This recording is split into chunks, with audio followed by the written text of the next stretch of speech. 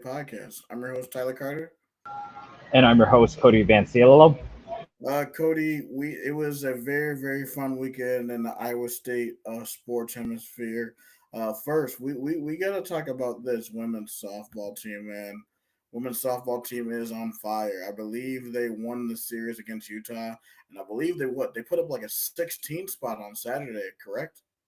Yeah, I think it was like an 18-5 win in game two to win the series, and that is the most runs that the Cyclone softball team has put up in conference play since, I believe, 2017. Wow, it's just absolutely amazing to see this team do what they're doing, man. And let's really take a look and deeper dive into the series and look at the stats and what type of damage that they did.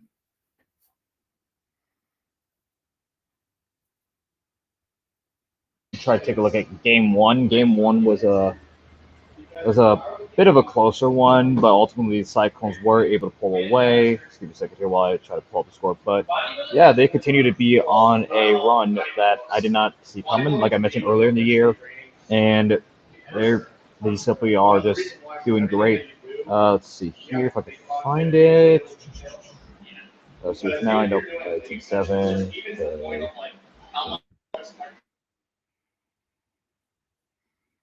Oh, got it. All right. So game one was 6-2 in favor of Iowa State. Uh, it was 6 runs off of 10 hits for the Cyclones, while Utah had 2 runs off of 5 hits with 2 errors. But this included a very spectacular play that did make an effect to Sports Center top 10 with McKenna Andrews, the third baseman, making an amazing athletic play to get the out. I mean, the ball was bobbling all over the place, but she was able to control it and come down with the ball in her glove and gets the first out. Yeah, I saw that on ESPN. That was an insane catch.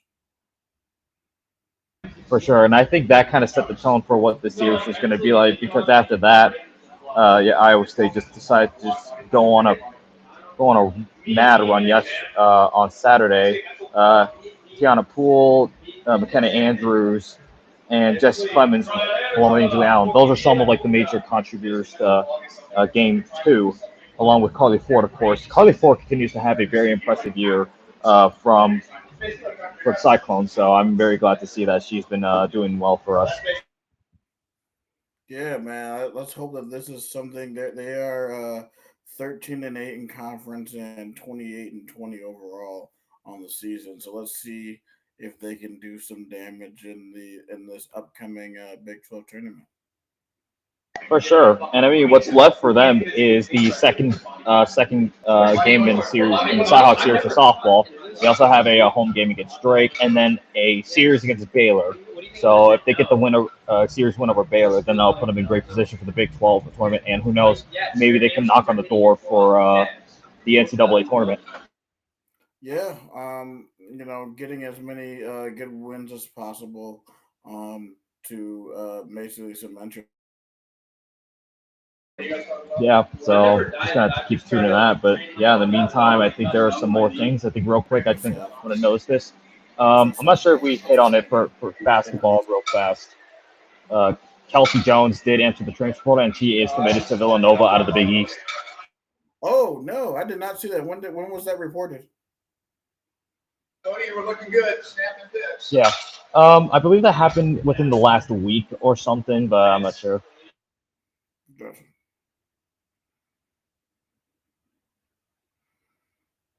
For lunch, I was thinking of Yeah. some soft shell tacos. You say something?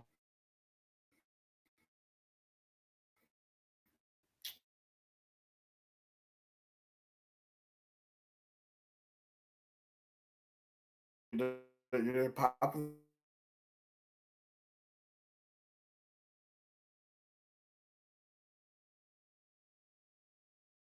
with us.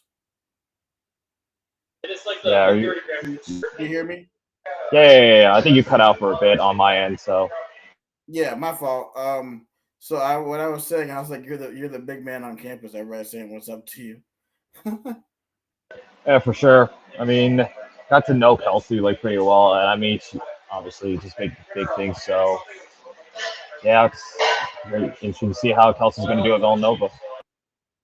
Yeah, I mean, good luck to her and good luck with all her future endeavors. And thank you for being a Cyclone. Yep. And then I think we also saw, I don't know, we covered it last week, but Lily Hansford is heading back home to Green Bay to play for the Green Bay Phoenix. Good move for her. She probably felt homesick, and that was probably a better fit for her long term. So um, we also wish her a good luck and good luck with the Phoenix, and thank you for also being a Cyclone. So For sure. All right. I don't know what we were talking about next. yeah, so moving on from softball, we've been reporting this for the last few weeks, but Dominick Nelson is finally a Cyclone. So what are your thoughts on that?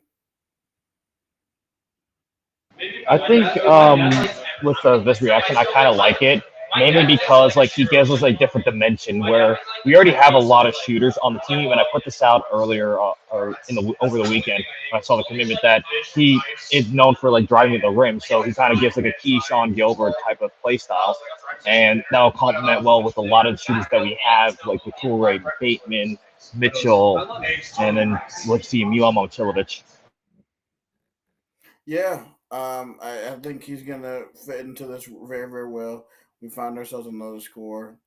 So to be able to see that, because I know there are some, you already know the typical Debbie Downers in our fan base saying, "Oh, he only shoots 25% from three. Oh, he only shoots 68% from." I'm like, dude, just stop, bro. Stop.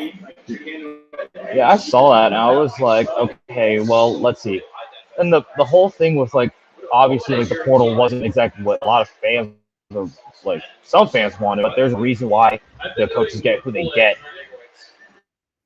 Right, and you also got to think about like a lot of these players are young, like so at least you have at least some time to develop these players because these players aren't finished products. Like we're like basically we are now in a new era of college basketball, and basically all of the COVID kids are like basically out now and they all graduated. But I mean, so I like And this. I mean, I kind of find the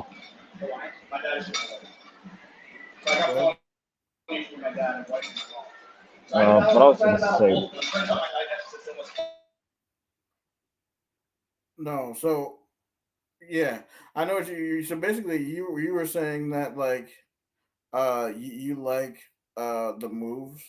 What's the way you were saying? Okay. Yeah. So I think with this I think they've filled up the roster, and I saw the roster somewhere. I don't know if you remember where this thing. I'm gonna take a look. We're gonna take a look at the Iowa State roster real quick.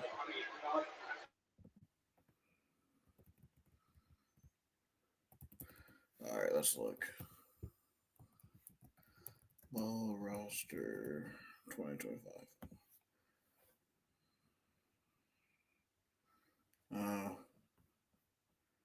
uh, let me look because I don't even know if that's really out. Because I know I saw that I saw that someone referred to it, and um, there was a picture of it. Do you remember who like did you remember that tweet that was on X when somebody basically Oh, I listed out? got it. Yeah, yeah, yeah. Okay, Cardinal and Gold report. Yeah, yeah.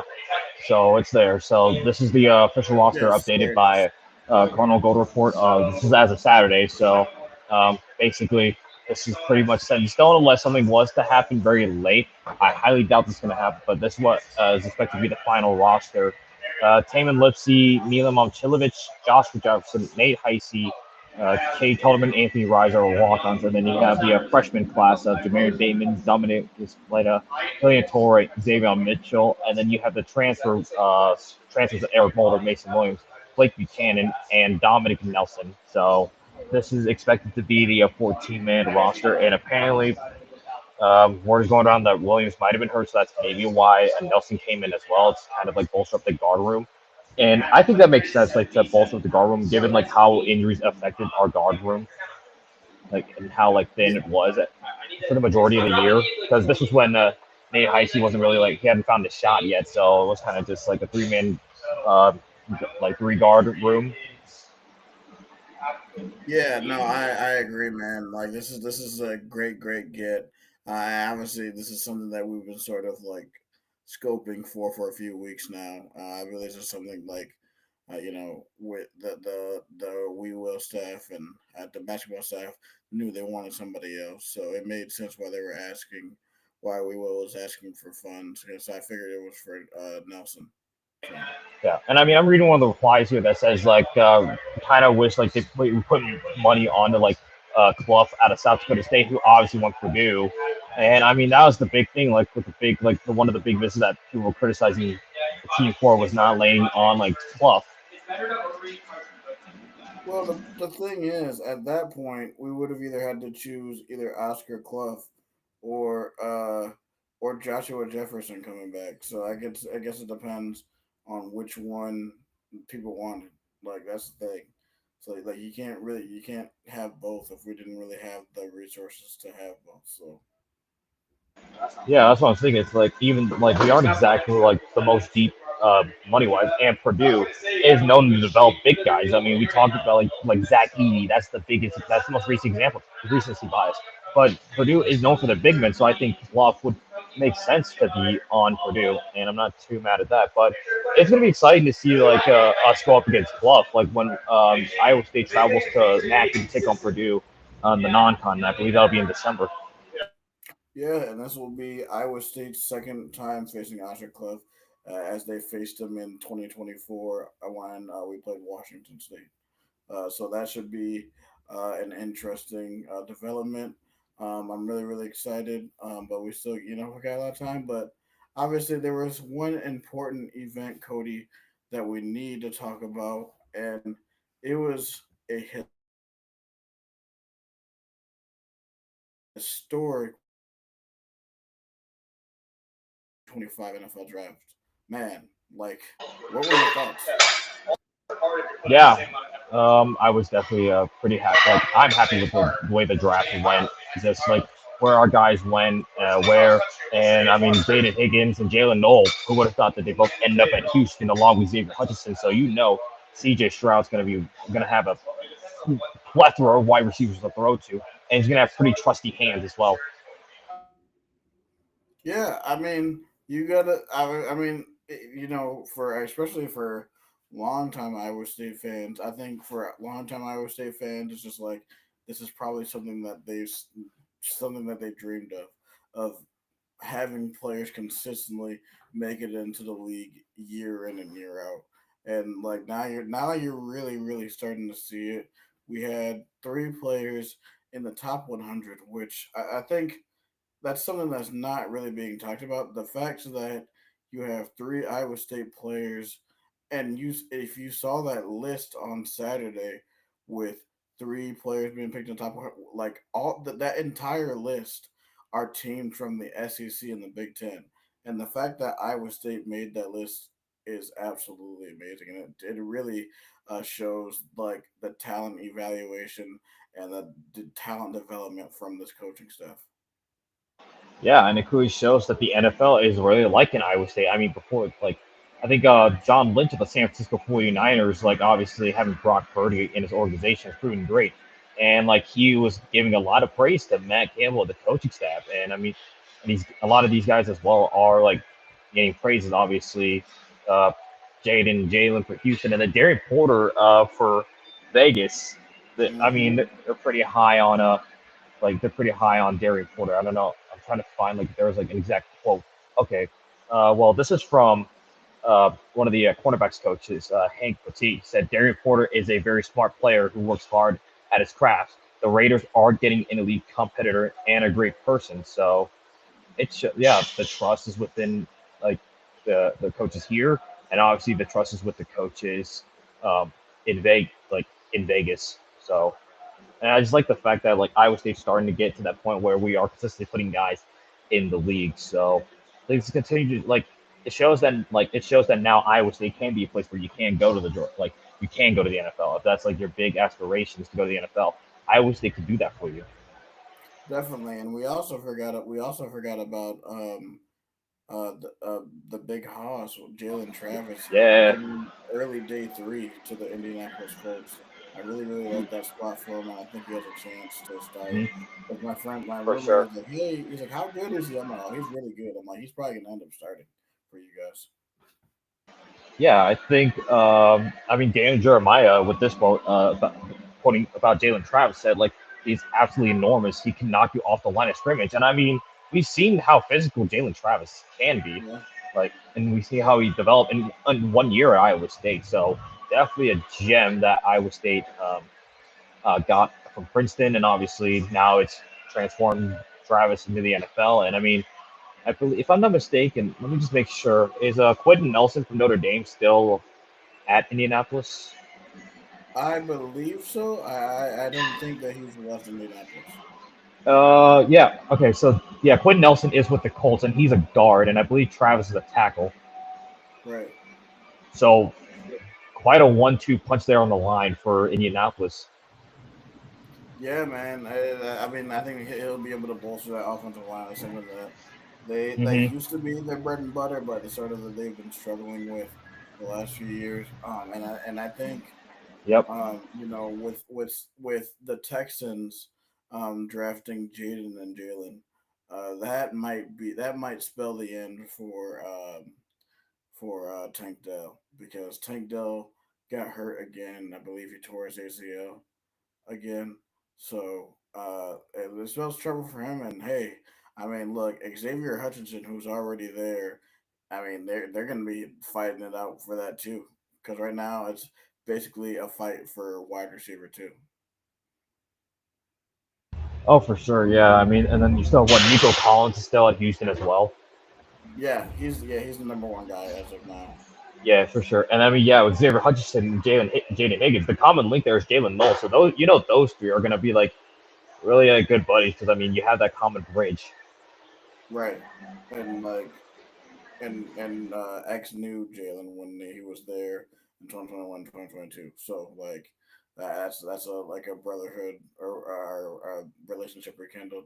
And then Yeah. let's talk about these. Oh, go ahead. Go Yeah, ahead. there's a few like undrafted free agents that we also Yes. had in the draft. So obviously you got to start with Steve Klotz.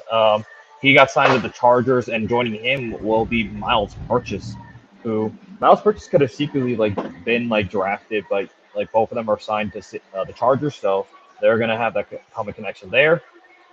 Um, J.R. Singleton's heading to Seattle, so Hmm. how about a full circle moment if J.R. Singleton going up against Brock Purdy?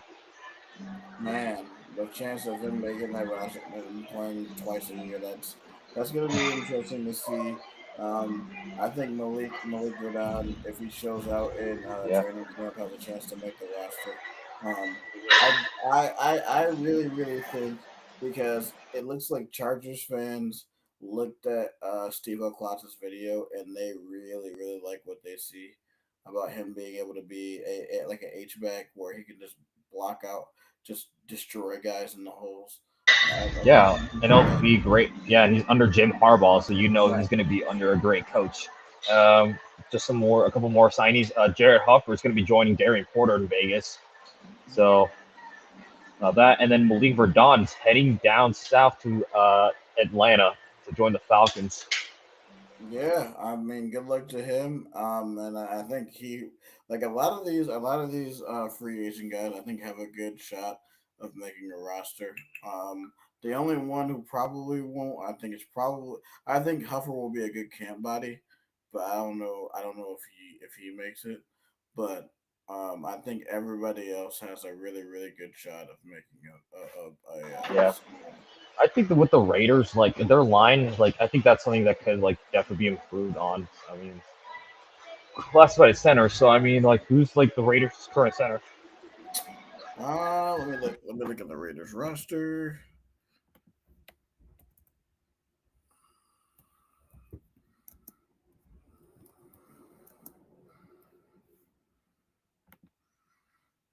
Da, da, da, da. All right. So, oh,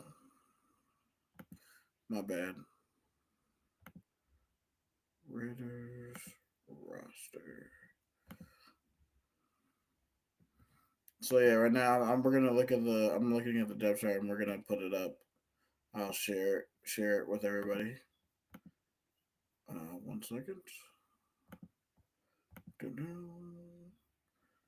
All right. So we're gonna take a look at the roster right here for the Raiders. Um, this looks like. Oh, it looks like Unfortunately, it's not available for later. But he's not able so to I later. found, yeah, I found a place that says like, okay, so I'm looking at center specifically, and this is like who they have at center. So it'll be Jackson Powers Johnson, Will Putnam, and Jared Hufford at the center position. So those three will be likely competing for that starting center spot. Gotcha. Yeah, I saw that. I'm on that roster page now. Yeah. Yeah, Jackson Powers Johnson is going to be yeah, it's going to be interesting because he's that top high pick that he came from Oregon. So that should be an interesting camp battle. Um, so like I mean now we're in sort of in the doldrums right now, Cody of sports right now. We just had the NFL draft, and now I mean, mandatory rookie minicamp will be starting, I believe, in like a month or two. So I mean, we got baseball right now. Um, I'm happy because the White Sox took 2 of 3 from the Sacramento Athletics, so we have 8 wins now. Yes, sir. And it looks like our loss record might be broken this year by the Colorado Rockies, who are absolute garbage. Yep. And speaking of the Colorado Rockies, that's who the Braves are going up against in this next series. After going down to the desert and getting the series over the Diamondbacks, and then following that like successful homestand where they went 5-1. So after that 0-7 start for Atlanta, it looks like we put ourselves right back into position for a wild card spot. So just need a few things to really fall in line. Eli White has been pretty good for us. Sean Murphy being back, and then Drake Baldwin's been pretty solid as well at catcher to replace like Sean Murphy. So just got to get things going. Hopefully our pitching can be a little better because there were Yeah, times where like our pitching almost cost us like games. So that's got to be worked on. Whether it's like uh, I don't remember like there was one game I was watching. It was against the Twins and like there was 2 innings in a row where like we loaded up the bases, but we managed to get out with only giving up like 1 or 2 runs. But still, right. cannot be giving up like the late innings like loaded bases. But outside of that, I'm feeling good for Atlanta. We're only like a couple games back from the Phillies to get that wild card spot. The Mets are right now running away with it, but I'm not gonna be surprised when they inevitably collapse on themselves. Yeah, and Yep. it And I should be guess yeah. yeah. And then looking at the rest of the league, the Yankees and the Red Sox are a game apart from each other in the AL East. The pressing AL Central is led by the Detroit Tigers, who will have a couple games up on Cleveland. And then the AL West, the Mariners of Seattle have actually taken the division lead over the Rangers early on, but that's a pretty competitive division right now.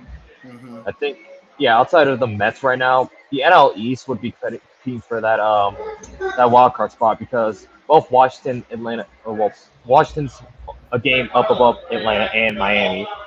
The Cubs are leading the NL Central right now, and the NL West, the Giants are leading right now, and then three of like the wild card spots are taken up by the Dodgers, Padres, and Diamondbacks. So yeah, we just absolutely abolished the Rockies, and the NL West is fine. Yeah. So I mean that's some baseball talk for you. And I mean the UFL started, but I mean and we gotta talk about the UFL real quick. Like Hakeem Butler had a heck of a game for the St. Louis Battlehawks on Saturday. Yeah, yeah. Hakeem Butler continues to ball out for the Battlehawks. I think Willie Harvey Jr. even got himself a bit of a highlight. Mm-hmm. Just was that pick six or the fumble Yeah. recovery? Yep. Yeah, the Battlehawks. I mean, just well, I guess like that's just how the Midwest is basically, and it's kind of a shame that St. Louis lost an NFL team, but clearly football is in demand in that market. But we'll have to see how it goes. Definitely. And before we go, we'd like to give a shout out to MyBookie. Right now, obviously, like I said, we're in the doldrums of the sports calendar right now. Obviously, you can bet as much as you want on baseball. Bet on any prop bets or shoot, bet money line, bet the spread. Um, and you want to know how you can do that? You can sign up with MyBookie through Bleav in Iowa State, BLEAV. You can use the promo code MM50 to sign up with MyBookie. And thank you for being a sponsor for us, MyBookie. And with MyBookie, if you know ball, go and make money. So, with that being said, thank you guys for tuning in to the Bleav in Iowa State podcast. A few things before we go. Uh, Props to Speed Spot and thank you Speed Spot for nominating us as a top 15 sports podcast in the state of Iowa. Thank you, state of Iowa listeners, for being supporting me and Cody. We appreciate that. Um, you can find Cody on Twitter at Matt Kimball Impersonator. Really talk to him about wrestling takes. Yep. Really anything. Maybe you can book out the rest of John Cena's farewell tour or something, or who do you think would dethrone John Cena? Oh, that Orton Cena match is gonna be amazing at Backlash. I can't wait for that. And then you can find me on Twitter at SciTi Guy. Right now, I'm sort of in like a music thing right now. So ask me about my music takes. Ask me about my food takes. Although sometimes, apparently by Twitter, my food takes can be very questionable. But I have elite food taste, so don't judge me. um, and lastly, we can be found on social media. Here are 5 forms of social media. How you spell Bleav? BLEAV. We can be found through Twitter, YouTube, Facebook, TikTok, and Instagram. So thank you guys for joining us this afternoon. For Tyler Carter, And for Cody Vanciola, this is the Bleav in Iowa State podcast. Roll clones, baby. let's go State.